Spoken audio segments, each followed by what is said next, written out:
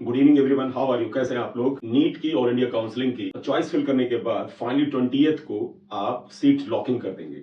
लेकिन रजिस्ट्रेशन करने और चॉइस फिलिंग करने के दौरान आपने क्या इन प्रिकॉशंस को ध्यान में रखा है? तो जरा ये इंपॉर्टेंट पॉइंट्स जो हैं उनको आप ध्यान से देख लीजिएगा। केवल 4 और 5 मुख्य पॉइंट हैं। देखिए कहीं आपसे ये इग्नोर तो नहीं हो गए हैं। पॉइंट नंबर 4 जो है ये एक इंपॉर्टेंट पॉइंट है।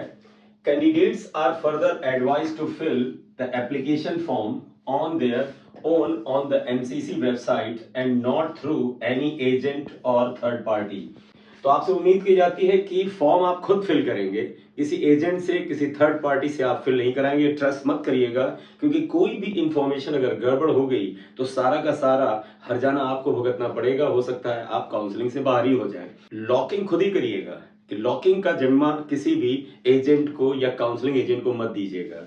ठीक है। A candidate can submit NEET UG counseling application or registration form only once। आपको सिर्फ एक फॉर्म भरना है, गलती से 2 फॉर्म ना भर दें। अगर आपने गलती से 2 फॉर्म भर दिए हैं तो आपकी नीट की काउंसलिंग की प्रक्रिया से डिबार कर दिया जाएगा और इसके अलावा भी अन्य एक्शन आपके अगेंस्ट हो सकते हैं, जो भी नियम कानून है MCC के और DGHS के। The security deposit will be forfeited if a candidate who has been allotted a seat in the second round or subsequent rounds and does not join the respective institutes।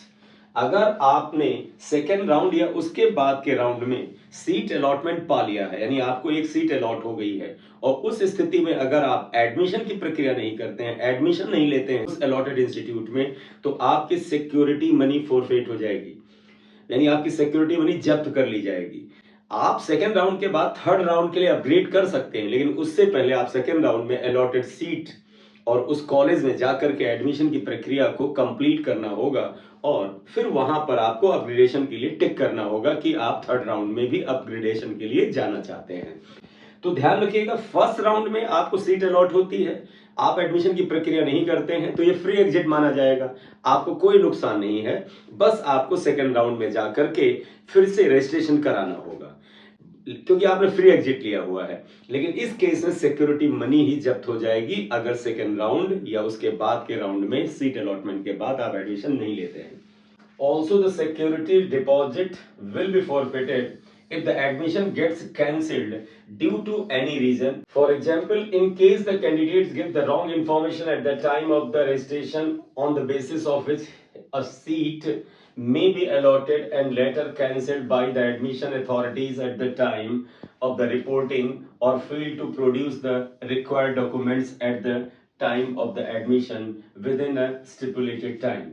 आपने document ही गलत बनवाया है, फर्जी बनवाया है, आप उस लाभ को नहीं पा सकते हैं। तब तो फिर फोर्जरी मान करके तुरंत ही आपका एडमिशन कैंसिल होगा, आपकी सिक्योरिटी मनी भी जब्त होगी। अब नेक्स्ट पॉइंट देखिएगा, candidate may kindly note that registering for NEET UG counselling does not confer any automatic right to secure an undergraduate seat. मतलब ये कह रहे हैं कि आप रजिस्ट्रेशन कराते हैं, आप सिक्योरिटी मनी जमा करते हैं, आप काउंसलिंग की प्रक्रिया करते हैं, इससे ये कंफर्मेशन नहीं मिलता है कि आपको सीट जरूर ही मिलेगी। क्योंकि सीट मिलने के जो नियम है, आपकी मेरिट लिस्ट में जो पोजीशन है वो किस जगह पर है, आपकी रैंक क्या है, आपने कौन कौन से ऑप्शंस भरे हैं। पता चला आपकी जो रैंक है वो एक्स कॉलेज के पाने के लायक थी, लेकिन आपने उससे बेहतर कॉलेज जिसका कट ऑफ ऊंचा जा रहा था, हाई जा रहा था, वो भर दिया है, तो आपको सीट क्यों मिलेगी? तो केवल और केवल काउंसलिंग करने का मतलब नहीं है कि आपका कोई राइट या confirmation of getting UG medical seat मिल गया है, ऐसा नहीं है। इसी पॉइंट को यहां पर इन्होंने क्लियर किया है। MCC does not change, edit, modify or alter any information that is name, date of birth, category, etc. entered by the candidates at the time of online submission of the application or registration form। जो MCC है वो आपके द्वारा दी गई किसी information को edit या cancel या करेक्ट नहीं करता है। इस पॉइंट में यह बताया गया है कि क्या फीस स्ट्रक्चर है, क्या कोर्स का ड्यूरेशन है, क्या आपके बॉन्ड की कंडीशन है, और ये कॉलेज टू कॉलेज वेरी भी करता है। Candidates are advised to confirm their eligibility domicile of the state before registration on MCC। और आप सभी ने अपनी एलिजिबिलिटी और डोमिसाइल ऑफ द स्टेट, किस स्टेट की काउंसलिंग आप कर रहे हैं, क्या आपके पास उसका डोमिसाइल का सर्टिफिकेट और एलिजिबिलिटी है, या आपने चेक कर लिया होगा। No communication will be directly sent to the candidate or candidates। They are advised to in touch with the website on regular basis for any updates।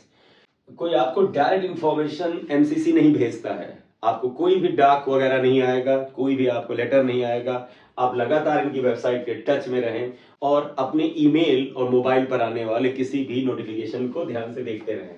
तो अगर कोई इंफॉर्मेशन आती है तो उसी मोबाइल नंबर पर या आपकी ईमेल आईडी पर ही आएगी।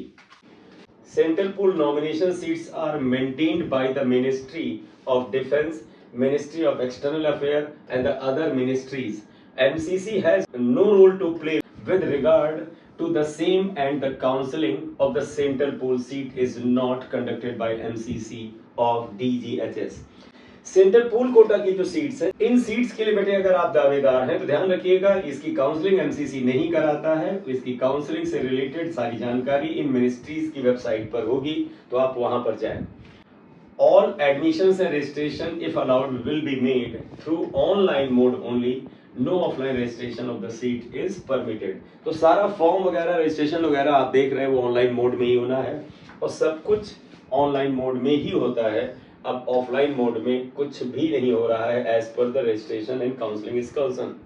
ये पॉइंट भी आप ध्यान से देख लीजिएगा, ये भी इंपॉर्टेंट है। The security amount will be refunded to the same account from where the security amount was initially deposited by the candidate. तो जो सिक्योरिटी मनी आप जमा करते हैं और एंड में जब सिक्योरिटी मनी का रिफंड होना होता है तो वो उसी अकाउंट में आएगी जिस अकाउंट से पेमेंट किया गया है। तो ये उन बच्चों के लिए इंपॉर्टेंट इंफॉर्मेशन है जो किसी बेटा साइबर कैफे से या किसी काउंसलिंग एजेंसी के थ्रू काउंसलिंग कर रहे होते हैं। ध्यान रखिएगा, सिक्योरिटी मनी उनके अकाउंट में आ जाएगा और आप सोचते रहेंगे कि अभी आई या नहीं आई। तो बेटा सोच समझकर सिक्योरिटी मनी आप उसी अकाउंट से भरें। सिक्योरिटी मनी आपको उसी अकाउंट से भरना चाहिए जिस अकाउंट पर आपको पूरा ट्रस्ट है, क्योंकि सिक्योरिटी मनी बाद में उसी अकाउंट में वापस आएगी। ये मेन बेटा प्रिकॉशनरी इन्फॉर्मेशन थी जो कि आपके साथ शेयर करनी थी। और आप ध्यान रखिएगा फॉर्म भरने से पहले, इन भरने के दौरान और पूरी काउंसलिंग की प्रक्रिया में इन पॉइंट्स को ध्यान में रखें। Thank you very much for watching the video. अगर आपको वीडियो काम का लगा हो तो आप इसे लाइक कर दीजिएगा और सब्सक्राइब कर लीजिएगा। Thank you.